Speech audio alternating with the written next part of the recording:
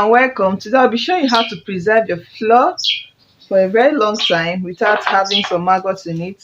Okay, so this is my flour, and you know when we sieve our flour, you see some maggots, you see some insects in it. But with this way, it will help you not to have those insects and maggots. This way of preserving it will go a very long way to make sure you don't have those insects in it. This will help you to make sure you don't have those insects in it, and to make your flour to last long. Okay, you will have no fear of those maggots will come and eat my flour. So let me show you. I already have some inside. So this is bay leaf.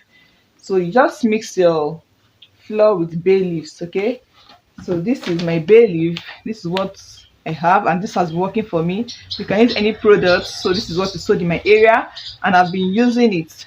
So I've been using it, and you just need to just add little bay leaves to your flour. I already have this, so you don't need much. Bay leaf of 100 naira can even do the work for you. Okay, just mix it. I already have some inside. Okay, see, you can see my bay leaves. You can see my bay leaves. So just open it, add your bay leaf there.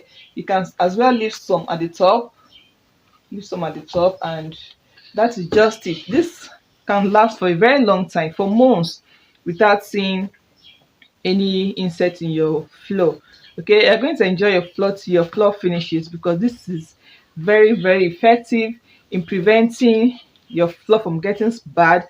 Okay, this is very good for making your flour not to get bad, and all those maggots, insects will not come close to your flour. They don't like the smell of the bay leaf, so they won't come close to your flour, and you're going to enjoy your flour till it finishes. Okay, so give this a try.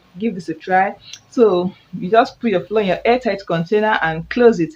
And if your flour is in bag, like you're selling, you can still leave it in the sack. Okay, you can leave it in the sack and just add your bay leaf. So when your customer wants to buy, you just remove your bay leaf and sell to them.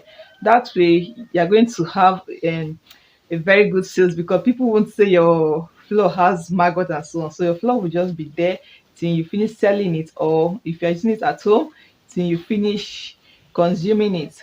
And I hope you find this bay leaf remedy for getting rid of or preserving our flour. So if you do, please give me a thumbs up and subscribe to my channel for more DIYs. Thanks for watching. See you in my next one. Bye.